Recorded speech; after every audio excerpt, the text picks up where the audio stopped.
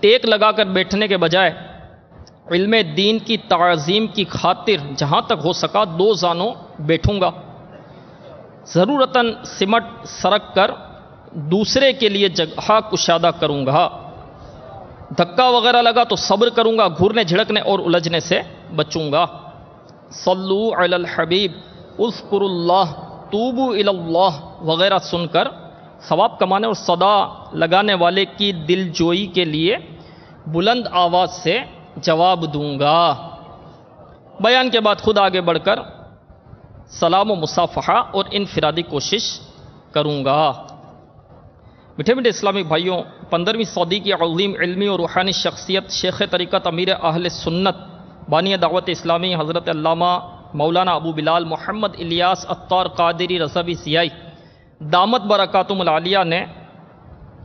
اس پرفتن دور میں نیکیاں کرنے اور گناہوں سے بچنے کے طریقوں پر مشتمل شریعت و طریقت کا مجموعہ اسلامی بھائیوں کے لیے 72 مدنی انعامات عطا فرمائے ہیں۔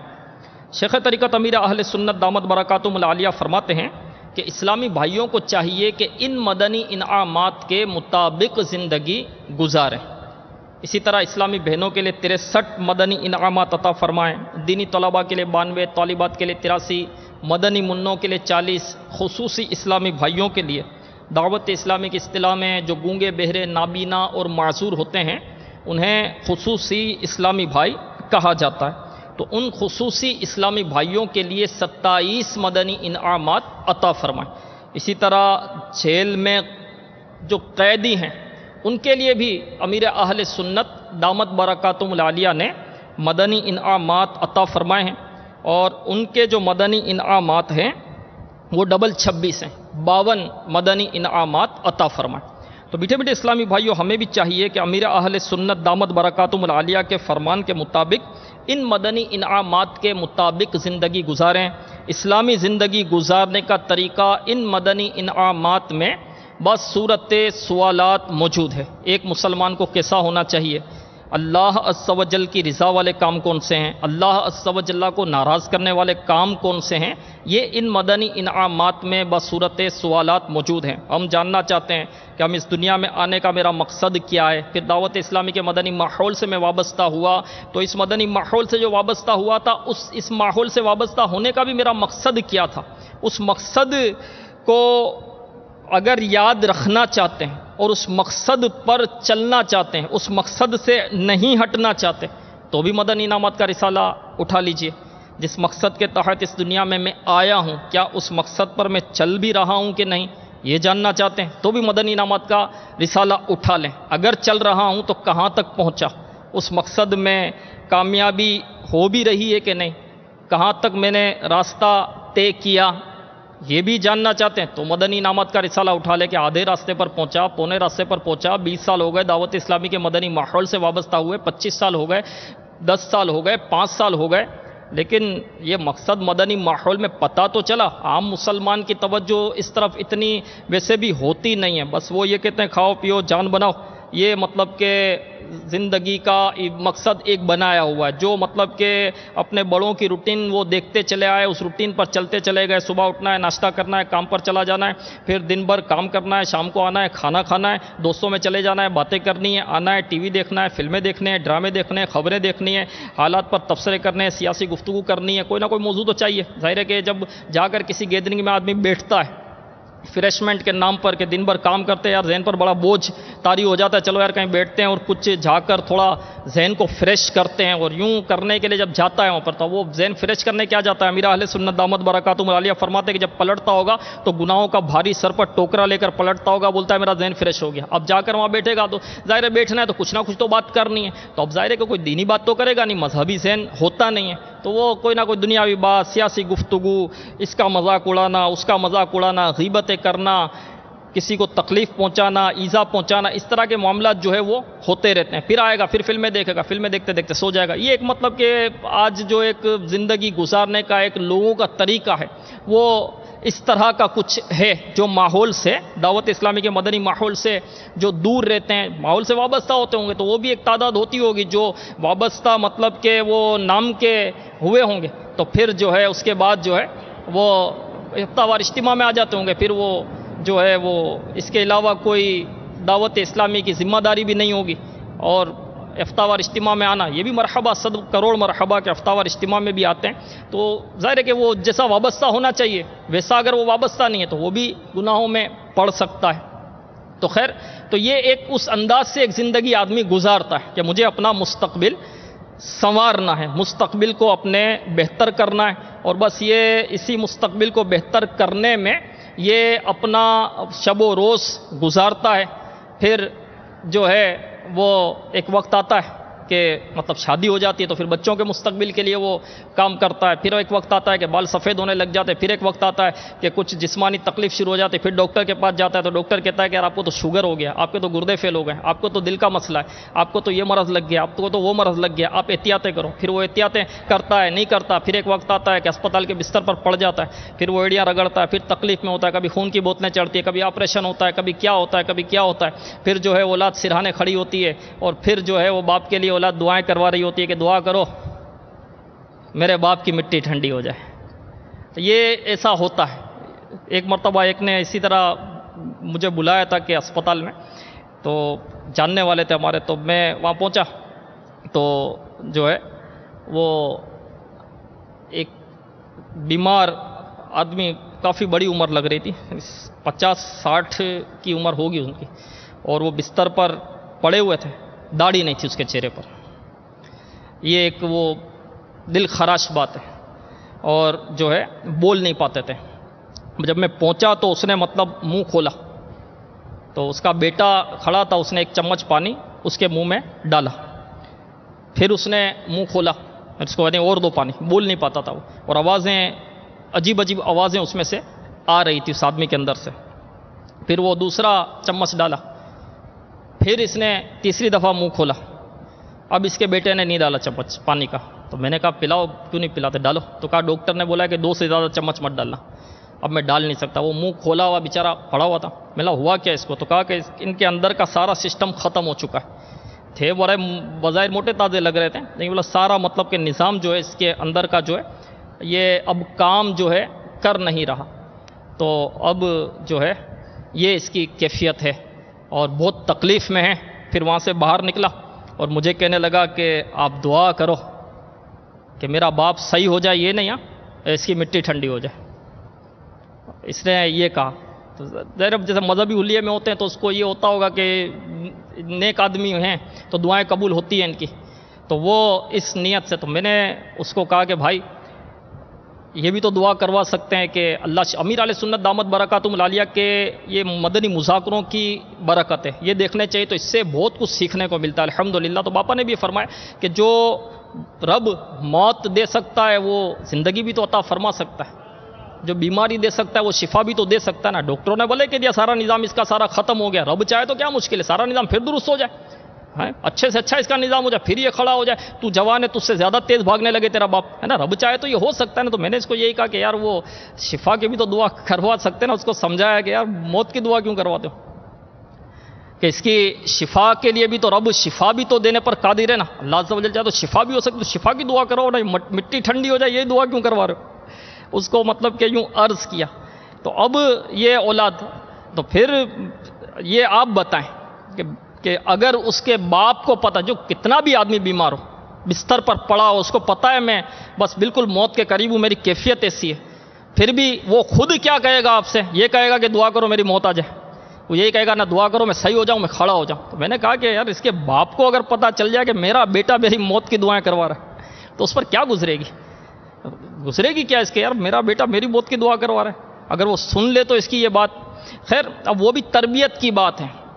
جیسا ماحول اولاد کو دیا، ظاہر ہے کہ اولاد ویسی ہی ہوتی چلی جائے گی۔ اولاد کو مدنی ذہن دیا ہوتا، دعوت اسلامی کے ماحول سے خود بھی وابستہ ہوئے ہوتے، یہ بھی وابستہ ہوئے ہوتے، اور جو ہے وہ دین سکھایا ہوتا، اسلام سکھایا ہوتا، اور سکھانے کے جو ذرائع ہیں ہمارے پاس، دعوت اسلامی کے مدنی قافلوں میں سفر کروایا ہوتا، اجتماعات میں شرکت کی ہوتی، دیگر بہت سارے مواقع دعوت اسلامی الحمدللہ فراہم کرتی ہے، تو وہ سب دیا ہوتا تو آج یہ بیٹے کا ذہن نہیں ہوتا نا، بیٹا بلکہ اور اس کی تیمارداری بھی کرتا ہوتا اور اس کے لیے دعائیں بھی کرواتا ہوتا، اجتماع میں بھی آتا ہوتا، یہ سب ہوتا۔ خیر تو یہ میں مطلب یہ ایک زندگی گزارنے کا ایک آدمی کا یہ انداز ہے، اور پھر یہ اختتام یوں ہوتا ہے۔ اور پھر آج کل ماحول حالات تو وہ بستر پر بھی جانے کے رہتے ہیں کہ نہیں، وہ گولی کہیں سے آ جاتی ہے، کہیں سے بلاسٹ ہو جاتا ہے، کہیں کیا ہو جاتا ہے، کہیں ایکسیڈنٹ ہو جاتے ہیں، آگے بھی لگ جاتی ہے، چھتیں بھی گر جاتی ہے، اللہ عز و جل عافیت نصیب کرے۔ تو یہ ایک انداز ہے ایک آدمی کی زندگی گزارنے کا، اس طرح وہ زندگی گزارتا ہے، اس طرح یہ دنیا سے چلا جاتا ہے ایک مسلمان۔ تو میں اس دنیا میں آیا کس مقصد کے تحت ہوں اور مجھے کہاں چلنا ہے، کس راہ پر چلنا ہے، یہ پتہ نہیں ہوتا، اس طرف توجہ بھی نہیں ہوتی۔ تو مدنی انعامات کا رسالہ اٹھا لیں تو پتہ چل جائے گا۔ ہر مسلمان کے لیے مدنی انعامات امیر اہل سنت دامت برکاتہم العالیہ نے عطا فرمائے، یہ ہر مسلمان کے لیے۔ تو اس کو اگر اٹھا کر اس کے مطابق زندگی گزارے نا، چاہے وہ ماحول سے وابستہ ہو یا ماحول سے وابستہ نہ ہو، اگر وہ ماحول سے وابستہ نہیں ہے اور اس کو اگر کہیں سے مدنی انعام کا رسالہ مل جائے اور اس کے مطابق یہ عمل کرتا چلا جائے، تو یقین مانیں کہ چند دنوں میں وہ ایسا ہو جائے گا واقعی اس کے مطابق عمل کرے، اور جب یہ سامنے آئے تو لگے کہ یار اس کو تو سالہ سال ماحول سے وابستہ ہوئے ہو گئے۔ اگر اس کے مطابق وہ زندگی گزارے، چاہے اس کو جو ہے 30 دن ہوئے ہو، چاہے 63 دن ہوئے ہو، چاہے 92 دن ہوئے ہو۔ اور واقعی جی دیکھا یہی گیا کہ جو مدنی انعامات کے مطابق وقت گزارتے ہیں نا، وہ ماحول میں آنے کے بعد بھی کچھ ہی عرصے میں ایسے ہو جاتے ہیں کہ وہ ایسا لگتا ہے واقعی کہ اس کو بڑا عرصہ ہو گیا ماحول میں۔ ایک نے 30 دن کے مدنی قافلے میں ایک بالکل کوڑا اسلامی بھائی، نئے اسلامی بھائی نے سفر کیا، ان کے ساتھ سفر کرنے والے جو ان کے امیر قافلہ تھے وہ مدنی انعامات کے ذمہ دار تھے۔ تو جب وہ مدنی انعامات کے حوالے سے انہوں نے تربیت کرتے رہے مدنی قافلے میں، ہمارا جدول بھی مدنی انعامات کے مطابق ہی ہوتا ہے مدنی قافلے کا، تو انہوں نے جو ہے ان اسلامی بھائی کو اپنا مدنی لباس بھی پہننے کے لیے دیا وہاں پر۔ ان کے پاس سے نا کہ چلو یار یہ بھی ایک مدنی انعام ہے ہمارا، تو اس اسلامی بھائی کو اتنا ذوق ملا کہ اس نے وہیں سے جو ہے فون کر کے ترکیب سے اپنے گھر میں 3-4 ایسے لباس سلوا لیے وہیں سے، یار یہی مدنی حلیہ مجھے اپنانا ہے، اور اس میں کتنا سکون ہے، اس میں کتنا سرور ہے، مدنی لباس تو مدنی لباس ہے الحمدللہ عز و جل۔ تو انہوں نے یہ کیا، پھر آنے کے بعد جو ہے وہ داڑھی بھی 30 دن کا مدنی قافلہ تھا، آ چکی تھی الحمدللہ، امامہ بھی سر پر تھا، اور وہ پہلی صف میں وہاں جا کر پہنچے، اپنے علاقے میں نماز پڑھی، تو ایک اسلامی بھائی اس کو ملے، بولے بھائی آپ کہیں سے رہنے آئے ہو یہاں پر؟ کہاں سے، کہاں کے ہیں؟ تو کہا میں یہیں کا ہوں۔ بولے یہیں رہتے ہو؟ ان کو حیرت ہوئی، یہیں رہتے ہو؟ تو ہم نے تو کبھی آپ کو دیکھا نہیں۔ تو انہوں نے بتایا کہ بھائی میں 30 دن کے مدنی قافلے سے آیا ہوں، اور یہ مطلب مدنی انعام کے مطابق عمل کیا اور یہ مدنی حلیہ اپنائے۔ تو وہ سمجھے کہ میں تو سمجھا بہت پرانے ہو آپ کوئی، اور کہیں اور سے ہمارے یہاں رہنے آئے اور یا نماز پڑھتے ہو۔ الحمدللہ۔ خیر تو یوں جو ہے ہمیں چاہیے کہ ہم مدنی انعامات کے مطابق اپنی زندگی گزاریں، چاہے ماحول میں 20 سال ہو گئے ہوں، چاہے 20 دن ہوئے یا چاہے 20 منٹ ہوئے، یا ابھی آج پہلی بار اجتماع میں آئے ہوں، یہ اٹھا لیں، یہ اٹھائیں تو اس کے مطابق زندگی گزاریں۔ دعوت اسلامی یہ چاہتی ہے کہ ایک مسلمان کو ایسا ہونا چاہیے، ایک اسلامی بھائی کو ایسا ہونا چاہیے، ایک مبلغ کو کیسا ہونا چاہیے، یہ بھی اس میں موجود ہے۔ جی ہاں، خیر تو نیت کر لیں کہ انشاءاللہ عز و جل اب ہم اپنی زندگی مدنی انعامات کے مطابق گزاریں گے انشاءاللہ۔ جس بغور پڑھیں اس کو حاصل کریں، فکر مدینہ شروع کر دیں، جس پر عمل ہے اس کو مضبوط کریں، نہیں ہے اس کو شروع کریں، آدھا ہے اس کو پورا کریں، اور اس راہ پر چلتے چلے جائیں۔ مدنی انعامات کا رسالہ جو نا راہ سے بھٹکنے نہیں دیتا، جو حقیقی معنوں میں فکر مدینہ کرے، صرف وہ عمل بڑھانے کے لیے فکر مدینہ کرے کہ بس میرا اتنا عمل ہو گیا اور میرا نام ہو جائے اور پتہ چلے، تو یہ تو ریاکاری میں پڑے گا، یہ تو گناہ گار ہوگا، اس میں ہے نا ریاکاری ہو جائے گی نا، تو کہ عمل میرا پتہ چلے اور میں اتنا با عمل ہوں اور سب پر میرا عمل ہے، مجھے غصہ کہاں آتا ہے، میں کہاں غیبت کرتا ہوں، مجھ میں حسد کہاں ہے، میں کہاں تکبر کرتا ہوں، وہ بس نشان لگانے والی کرے، رسالہ بھی اپنے ہاتھ میں، قلم بھی اپنے ہاتھ میں، نشان بھی اپنے کوئی لگانے، کوئی دن رات تو اپنے ساتھ رہتا نہیں ہے کہ دیکھے، تو بس وہ میں اتنے کا عامل ہوں، میں اتنے کا عامل ہوں، اور وہ 72 کا عامل ہوں، اور نگاہ اٹھائے ہوئے باتیں کر رہا ہے، کہہ رہا ہے میں 72 کا عامل ہوں، منہ پھاڑ پھاڑ کر بول رہا ہے کہتا ہے میں 72 کا عامل ہوں، لڑ رہا ہے جھگڑ رہا ہے کہتا ہے میں ممتاز ہوں، میں محبوب عطار ہوں، تو وہ تو اولیاء سے بھی اور بات کرنے سے بھی پتہ چل جاتا۔ تو ایسا نہیں، واقعی سیریس لے کر کہ مجھے اچھا ہونا ہے، مجھے نیک بننا ہے، میں دعوت اسلامی کے ماحول میں اچھا اور نیک بننا ہے، میں کوئی ذمہ داری لینے نہیں آیا تھا، میں کوئی منصب کوئی عہدہ لینے کسی منصب پر پہنچنے کے لیے نہیں آیا تھا، میں تو اچھا ہونے آیا تھا، میں سدھرنا چاہتا ہوں، میں سدھرنے کے لیے آیا تھا۔ تو میں کیا جس مقصد کے لیے آیا تھا کیا اس مقصد پہ میں کامیاب ہوا کہ نہیں، کیا اس مقصد پہ چل رہا ہوں کہ نہیں، تو واقعی اس کو مطلب کہ واقعی جیسی فکر مدینہ کرنی چاہیے نا، ویسی فکر مدینہ اگر شروع کر دینا، مدینہ چند دنوں میں آپ اپنے اندر حیرت انگیز تبدیلی محسوس کریں گے، واقعی روحانیت پائیں گے انشاءاللہ عز و جل۔ تو جس نے اب تک نہیں لیا آج ہی نیت کر لیں، اور آج اس کو حاصل کریں، اور اس کے مطابق عمل کرنے کی پکی اور سچی نیت کر لیں،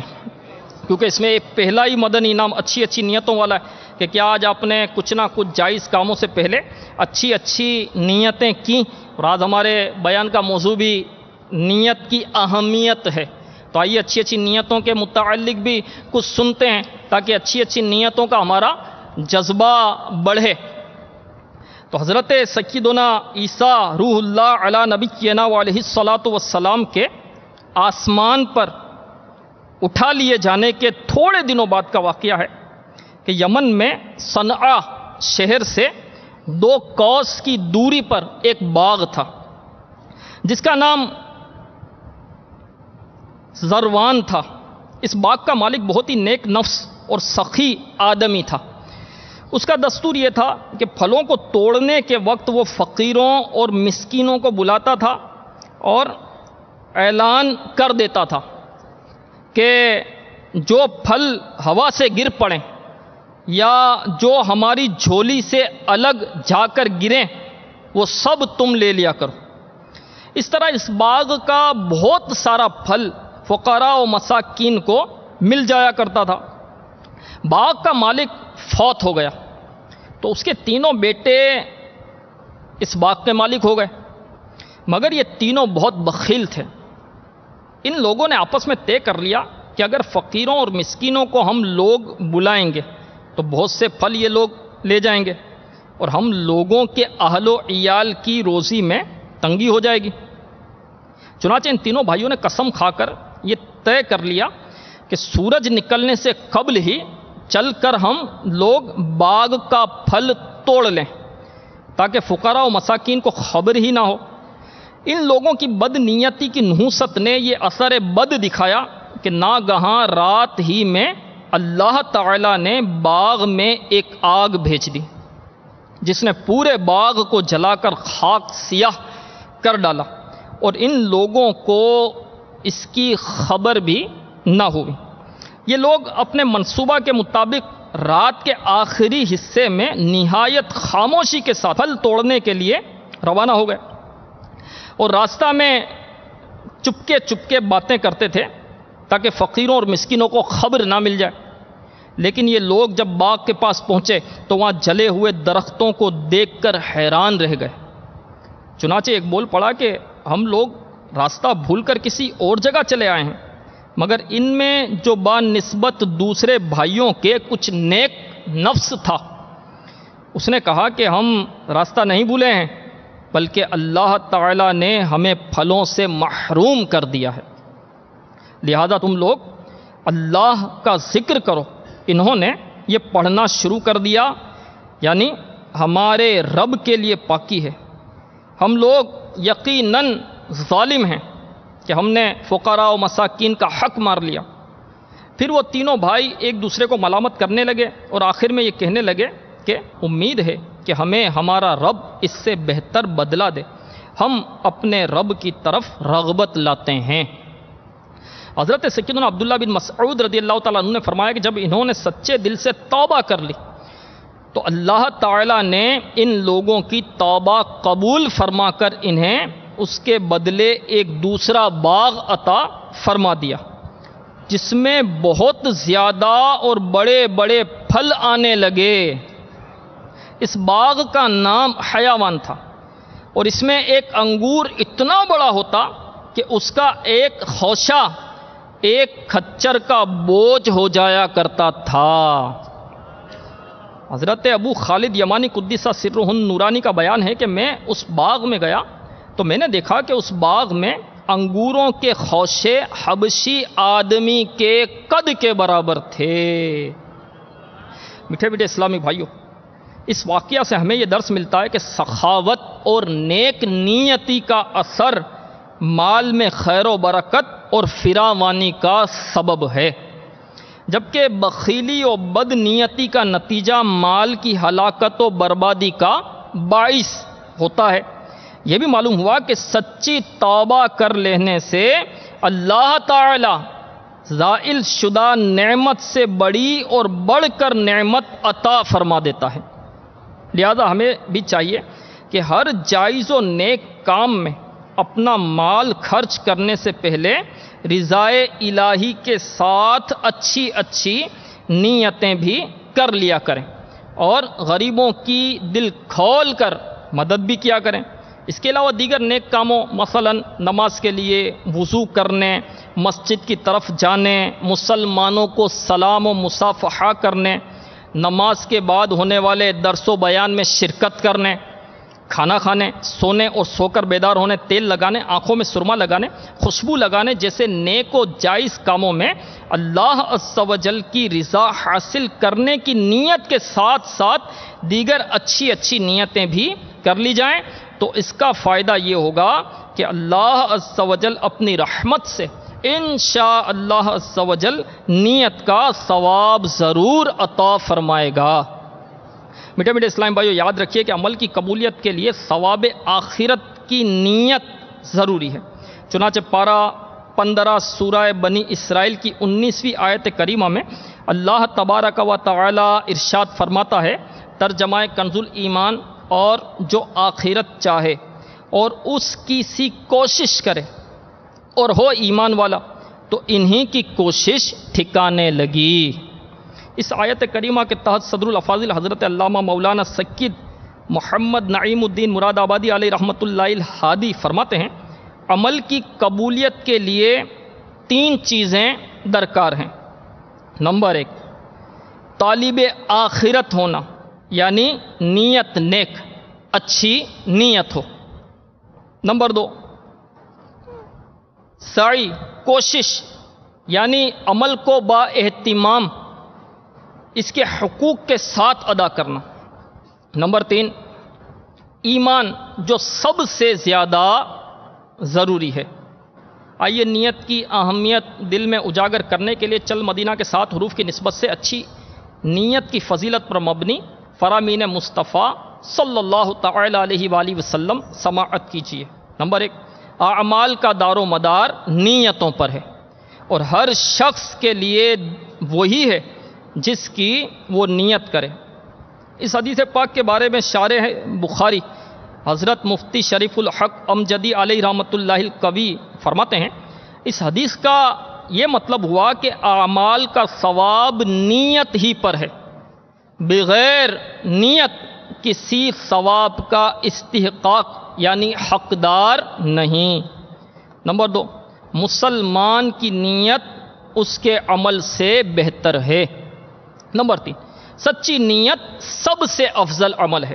نمبر 4، اچھی نیت بندے کو جنت میں داخل کرے گی۔ نمبر 5، اللہ عز و جل آخرت کی نیت پر دنیا عطا فرما دیتا ہے، لیکن دنیا کی نیت پر آخرت عطا فرمانے سے انکار کر دیتا ہے۔ نمبر 6، سچی نیت عرش سے معلق ہے، پس جب کوئی بندہ سچی نیت کرتا ہے تو عرش ہلنے لگ جاتا ہے، پھر اس بندے کو بخش دیا جاتا ہے۔ نمبر 7، جس نے نیکی کا ارادہ کیا پھر اسے نہ کیا تو اس کے لیے ایک نیکی لکھی جائے گی۔ اچھی اچھی نیتوں کا ہو خدا جذبہ عطا، اچھی اچھی نیتوں کا ہو خدا جذبہ عطا، بندہ اے مخلص بنا کر عفو میری ہر خطا۔ میٹھے میٹھے اسلام بھائیو، بیان کردہ احادیث مبارکہ سے نیت کی اہمیت و فضیلت معلوم ہوئی، لہذا ہمیں بھی حصول ثواب کی خاطر ہر جائز و نیک کام سے قبل اچھی اچھی نیتیں کر لینی چاہیے، تاکہ ہمارے نامہ اعمال میں اس کی برکت سے ثواب کا ذخیرہ اکٹھا ہوتا رہے۔ یعنی کوئی بھی نیک کام کریں تو اس سے پہلے رک جائیں۔ امیر اہل سنت دامت برکاتہم العالیہ جو ہے وہ اچھی اچھی نیتیں کرنے کا طریقہ یہ ارشاد فرماتے ہیں کہ کوئی بھی کام کرنے سے پہلے کچھ رک جائیں، ہو سکے تو سر کو جھکا لیں، ہو سکے تو آنکھیں بند کر لیں اور ذہن کو حاضر کر لیں، اور پھر اس کے بعد اچھی نیت کر لیں، کیونکہ بغیر اچھی نیت کے ثواب جو ہے وہ نہیں ملے گا۔ تو اپنی نیت پر غور کر لیں کہ میں یہ کام کر رہا ہوں تو اس میں میری نیت کیا ہے، اور اگر نیت نہیں ہے تو نیت کرے، اچھی نیت بنائے، اللہ کی رضا کی نیت کرے، ثواب کی نیت کرے۔ تو یہ ٹھہر کر اگر نیت کرے گا نا، کچھ دیر رک جائے، کوئی بھی نیک کام ہو، اور یہ بھی غور کر لیں کہ یہ میں نیک کام کر رہا ہوں، کسی کو صدقہ دیا، کسی کو خیرات کی، کسی کی مدد کی، بیان کیا، بیان سنا، امامہ شریف باندھا، سنت کے مطابق لباس پہنا، جوتا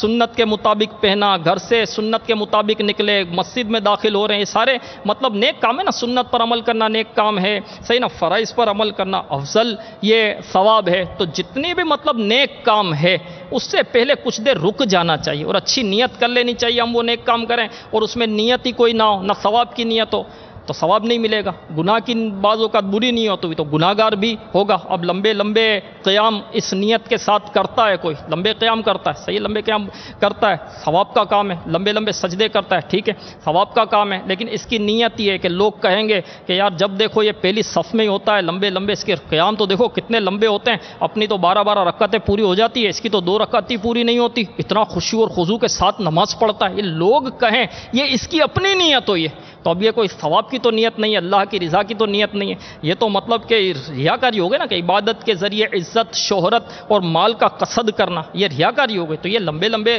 سجدے کرنے اور لمبے لمبے قیام کرنے کا کیا اس کو یوں ثواب ملے گا؟ یوں کسی کے صدقہ کرتا ہے، خیرات کرتا ہے، اب وہ اس میں نیت یہ ہو کہ لوگ سخی کہیں، میرا نام ہو، 10 کو پتہ چلے، تو کیا اس طرح اس کا ثواب ہوگا؟ رجب کے روزے بھی رکھتا ہوں میں، شعبان کے بھی روزے رکھتا ہوں، تو یہ بولنے میں میری نیت کیا ہے؟ تو یہ ہر کام سے پہلے غور کر لینا چاہیے۔ بڑی ترکیب سے اپنے عمل مطلب بتا دیتے ہیں، اور اتنے مطلب کہ مشقتیں عمل کے لیے اٹھائیں اور نیت بھی اس میں پہلے اچھی نہ کر پائیں اور پھر اس کا اظہار بھی کریں، تو اس اظہار میں کیا نیت ہے اس پر بھی غور نہ کریں، کہیں عمل برباد نہ ہو جائے۔ بڑی ترکیب سے بتائیں گے۔ وہ آج جو ہے نا میری طبیعت صحیح نہیں ہے یار، دعا کرو، آج 17 شعبان ہے، آج 17 شعبان نہیں ہے، میں سمجھانے کے لیے عرض کر رہا ہوں، بڑی ترکیب سے، بہت طبیعت خراب ہے، 17 شعبان ہے آج، اور جو ہے دعا کرو میری طبیعت صحیح ہو جائے۔ مجھے اپنی طبیعت کا اتنا فکر نہیں ہے، مجھے تو روزے کی فکر ہے۔ رجب کے بھی پورے روزے رکھے تھے، آج شعبان کے بھی 70واں روزہ بھی آج بھی رکھا ہے، ایسی طبیعت ہے نا تو بھی رکھا ہے۔ اب ڈر لگ رہا ہے کہ طبیعت کہیں اور زیادہ خراب ہو جائے تو کل کا میرا روزہ اب یہ رہ نہ جائے، کیونکہ میں تو پورے 3 مہینے کے روزے رکھتا ہوں، ہر سال رکھتا ہوں، پچھلے 5 سالوں سے رکھ رہا ہوں۔ اب یہ بتانے میں کیا نیت ہے؟ بھائی سیدھا سیدھا آدمی بول دے کہ میری طبیعت صحیح نہیں، دعا کر دو یار، اگر کسی کو بولنا ہی ہے تو کہ دعا کر دو میری طبیعت صحیح نہیں، کچھ دعا کر دو۔ اب یہ اتنی تفصیل کرنے میں کیا نیت؟ اگر کوئی اس طرح کی نیت کرتا ہے تو ہم کو اس کے لیے بدگمانی نہیں کرنی، یہ ذہن میں رکھے کہ یہ اپنے روزے ہم کو بتاتا ہے کہ میں شعبان کے بھی رکھتا ہوں، رمضان کے بھی رکھتا ہوں، ہمیں بدگمانی کرنے کی ضرورت ہی نہیں۔ مسلمان کے لیے حسن ظن رکھیں، کسی کی صورت اچھی ہے، کسی کے اخلاق اچھے ہیں، اور کوئی چیز ہمارے سامنے ایسی نہیں ہے، کوئی ایسا کرینہ ہمارے سامنے واضح نہیں ہے، نہ ہم نے دیکھا ہے نہ سنا ہے، تو ہم مطلب کہ اس کے دل کے حال سے تو واقف نہیں ہے نا۔ یہ ساری جو باتیں ہو رہی ہے یہ اپنے اصلاح کے لیے ہو رہی ہے، کہ اگر میں اس طرح کی بات کرتا ہوں تو اس میں مطلب کہ میری کیا نیت ہے؟ وہ دیر ہو گئی مجھے پہنچنے میں، اچھا بھائی مجھے آج یار بہت دیر ہو گئی پہنچنے میں، حالانکہ کسی نے پوچھا بھی نہیں کہ دیر کیوں ہو گئی، اور خود بولتا ہے کہ بڑی دیر ہو گئی مجھے پہنچنے میں۔ کوئی نہیں پوچھے گا کیوں، تو پھر بولے گا بڑا یار دیر ہو گئی۔ کیوں دیر ہوئی؟ وہ راستے میں آ رہا تھا۔ اچھا بھائی، پھر وہ پوچھے گا کوئی کیوں دیر ہو گئی؟ راستے میں آ رہا تھا، کچھ فقیر کھڑے تھے تو میں چلو ان کو کھانا کھلا دوں یار، تو اس لیے دیر ہو گئی۔ وہ آ کر بولا بھی نہیں کسی نے کہ کیوں دیر ہو گئی، کیا ہوا، وہ خالی اپنا مطلب کہ وہ جو عمل کرنا ہے وہ بتانا۔ تو یہ میٹھے اسلامی بھائیو، اللہ کی رضا کے لیے عمل کرنا چاہیے اور اپنی نیت پر غور کرنا چاہیے۔ واقعی نیت کے معاملے میں تو آدمی کو بالکل نفسیاتی ہو جانا چاہیے، ثواب نہیں ملے گا، تشویش کی بات ہے نا، ثواب نہیں ملے گا، یہ کیسی تشویش ہے کہ اچھی نیت نہیں ہوگی، ثواب کی نیت نہیں ہوگی، ثواب نہیں ملے گا۔ رجب کے روزے رکھے، شعبان کے روزے رکھے، اب نیت سب کو بتانے کی ہے، اور اس دفعہ طبیعت ایسی خراب ہو رہی ہے کہ بالکل نہیں رکھے جا رہے۔ مثال کے طور پر ایسی کیفیت ہو گئی، پھر بھی نہیں رکھنے ہی رکھنے، کیونکہ سب کو پتہ ہے میں ہر سال رکھتا ہوں، اور اس سال گھر والے بھی کیا بولیں گے، روزے نہیں رکھے تم نے۔ اب یہ میٹھے اسلامی بھائیوں غور کرنا چاہیے۔ بزرگ رحمۃ اللہ تعالیٰ علیہ نے 30 سال تک پہلی صف میں نماز پڑھی، پھر ایک مرتبہ آخری صف ملی 30 سال کے بعد کبھی، تو آپ کے ذہن میں خیال آیا کہ میں تو پہلی صف میں ہوتا ہوں، لوگ کیا کہیں گے کہ آج آخری صف میں، یہ دل پر یہ صرف خیال گزرا، تو آپ نے کہا کہ کیا ان سب کے لیے میں پہلی صف میں نماز پڑھتا تھا؟ سب کو دکھانے کے لیے میں پہلی صف پہ نماز پڑھتا تھا، تو انہوں نے جو ہے 30 سال کی نمازیں دوہرائیں، ایک خیال دل پر گزرنے پر کہ کیا تو سب کے لیے پہلی صف میں پڑھتا تھا؟ آپ بتائیے۔ تو میٹھے اسلامی بھائیوں، یوں غور کرنا چاہیے، بیان کر رہا ہوں کیا، کیوں کر رہا ہوں، کیا نیت ہے، بیان سن رہا ہوں کیوں، کیا نیت ہے نا؟ تو یوں میٹھے اسلامی بھائیوں، اچھی نیتوں کا تعلق دل سے نا، نیت بنیاد ہے، نیت دل کے پکے ارادے کو کہتے ہیں۔ تو یوں ہر نیک اور جائز کام سے پہلے یہ اچھی نیت کرنے والا ہوگا نا، مدنی انعام نمبر 1 پر عمل کرنے والا ہوگا، تو وہ غور کرے گا، رکے گا، غور کرے گا کہ کیا نیت ہے۔ اگر بری نیت ہے تو نیت درست بھی کی جا سکتی ہے، نیت تبدیل بھی ہو جاتی ہے، ٹھیک ہے نا؟ بیان کرنے سے پہلے بھی نیت پر غور کرنی چاہیے، تو بیان کے دوران بھی نیت پر غور کرے، تو آخر میں بھی غور کرے کہ بیان سے پہلے اللہ کی رضا کی نیت تھی، اب نیت بدل گئی، سبحان اللہ کی صدا آئی تو جذبہ بڑھ رہا ہے، وہ سب سن رہے تھوڑا، اور وہ ایسے واقعات ڈھونڈ رہا ہے اللہ کے مزید جو ہے، اور کوئی آواز کہیں سے آئی نہیں، تو اب بولے یار کوئی سن رہا ہے نہیں سن رہا، یہ سب سو تو نہیں گئے، لگتا ہے بیان میں مزہ نہیں آ رہا سب کو، پھر وہ نگاہ جھکانے والا بھی اٹھا کر دیکھے گا کہ کیا بھائی اللہ کی رضا کے لیے بیان کر رہا ہے، ثواب کے لیے بول رہا ہے، آخر میں بھی غور کرے۔ تو واقعی یہ نیت بنیاد ہے، ہر کام سے پہلے نیت پر ہمیں غور کرنا چاہیے۔ میٹھے میٹھے اسلام بھائی، بہت سارے کام مباح ہیں۔ مباح اس جائز عمل، یعنی جائز عمل یا فعل، یعنی کام کو کہتے ہیں جس کا کرنا نہ کرنا یکساں ہو، یعنی ایسا کام کرنے سے نہ ثواب ملے نہ گناہ، مثلا کھانا پینا، سونا، ٹہلنا، دولت اکٹھی کرنا، تحفہ دینا، عمدہ یا زائد لباس پہننا وغیرہ کام مباح ہیں۔ اگر تھوڑی سی توجہ دی جائے تو مباح کام کو عبادت بنا کر اس پر ثواب کمایا جا سکتا ہے، تھوڑی توجہ۔ اب سوتے بھی ہیں، کھاتے بھی ہیں، ٹہلتے بھی ہیں، صحیح ہے نا؟ اور جو ہے دولت بھی اکٹھی کرتا ہے تو مال جو ہے لباس بھی پہنتا ہے، ٹھیک ہے؟ بہت سارے کام ایسے ہیں جو جائز ہیں، مباح ہے، جس کرنا نہ کرنا یکساں، ٹھیک ہے نا؟ تو اگر تھوڑی سی توجہ دیں تو وہ بھی جو ہے وہ کار ثواب ہو سکتا ہے۔ اس کا طریقہ بیان کرتے ہوئے میرا آقا اعلیٰ حضرت امام اہل سنت مجدد دین و ملت مولانا شاہ امام احمد رضا خان علیہ رحمت الرحمن فرماتے ہیں، ہر مباح یعنی ایسا جائز عمل جس کا کرنا نہ کرنا یکساں ہو، نیت حسن یعنی اچھی نیت سے مستحب ہو جاتا ہے۔ فقہاء کرام رحمہم اللہ السلام فرماتے ہیں، مباحات یعنی ایسے جائز کام جن پر نہ ثواب ہو نہ گناہ، ان کا حکم الگ الگ نیتوں کے اعتبار سے مختلف ہو جاتا ہے۔ اس لیے جب اس سے یعنی کسی مباح سے طاعات یعنی عبادات پر قوت حاصل کرنا یا طاعات یعنی عبادات تک پہنچنا مقصود ہو تو یہ مباحات یعنی جائز چیزیں بھی عبادات ہوں گی، مثلا کھانا پینا، سونا، حصول مال وغیرہ۔ اگر کوئی مباح کام بری نیت سے کیا جائے تو برا ہو جائے گا، اور اچھی نیت سے کیا جائے تو اچھا، اور کچھ بھی نیت نہ ہو تو مباح رہے گا، اور قیامت کے حساب کی دشواری درپیش ہوگی۔ لہذا عقل مند وہی ہے کہ ہر مباح کام میں کم از کم ایک آدھ اچھی نیت کر ہی لیا کرے، ہو سکے تو زیادہ نیتیں کرے، کہ جتنی اچھی نیتیں زیادہ ہوں گی اتنا ہی ثواب زیادہ ملے گا۔ نیت کا یہ بھی فائدہ ہے کہ نیت کرنے کے بعد اگر وہ کام کسی وجہ سے نہ کر سکا تب بھی نیت کا ثواب مل جائے گا، جیسا کہ فرمان مصطفیٰ صلی اللہ تعالی علیہ وآلہ وسلم ہے، جس نے نیکی کا ارادہ کیا پھر اسے نہ کیا تو اس کے لیے ایک نیکی لکھی جائے گی۔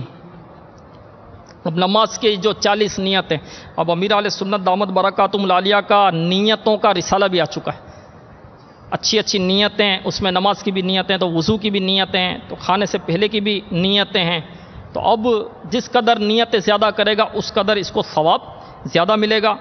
محقق علی الاطلاق خاتم المحدثین حضرت علامہ شیخ عبدالحق محدث دہلوی علیہ رحمۃ اللہ القوی فرماتے ہیں، روایت میں آیا ہے، جب فرشتے بندوں کے اعمال ناموں کو آسمان پر لے کر جاتے اور دربار الہی میں پیش کرتے ہیں تو اللہ تعالیٰ فرماتا ہے، یعنی اس نامہ اعمال کو پھینک دو، اس نامہ اعمال کو پھینک دو۔ فرشتے عرض کرتے ہیں یا اللہ تیرے اس بندے نے جو نیک اعمال کیے ہیں ان کو ہم نے دیکھ کر اور سن کر لکھا ہے۔ اللہ تعالی ارشاد فرماتا ہے کہ یعنی اس بندے نے ان اعمال میں میری رضا کی نیت نہیں کی تھی، اس لیے یہ میرے دربار میں مقبول نہیں۔ پھر ایک دوسرے فرشتے کو اللہ تعالیٰ یہ حکم فرماتا ہے فلاں بندے کے نامہ اعمال میں فلاں فلاں عمل لکھ دے۔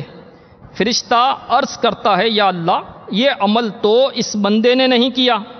اللہ تعالیٰ ارشاد فرماتا ہے گو اس نے یہ عمل نہیں کیا مگر اس کی نیت تو اس عمل کے کرنے کی تھی، اس لیے میں اس کی نیت پر اس کو اس عمل کا اجر دوں گا۔ حضرت شیخ عبدالحق محدث دہلوی علیہ رحمۃ اللہ القوی مزید فرماتے ہیں حدیث مبارکہ میں یہ بھی آیا ہے نیت المؤمن خیر من عملہ، یعنی مومن کی نیت اس کے عمل سے بہتر ہے۔ ظاہر ہے نیک عمل پر تو ثواب اسی وقت ملے گا جب کہ نیت اچھی ہو، اور اگر نیت بری ہو تو نیک عمل پر کوئی ثواب ہی نہیں،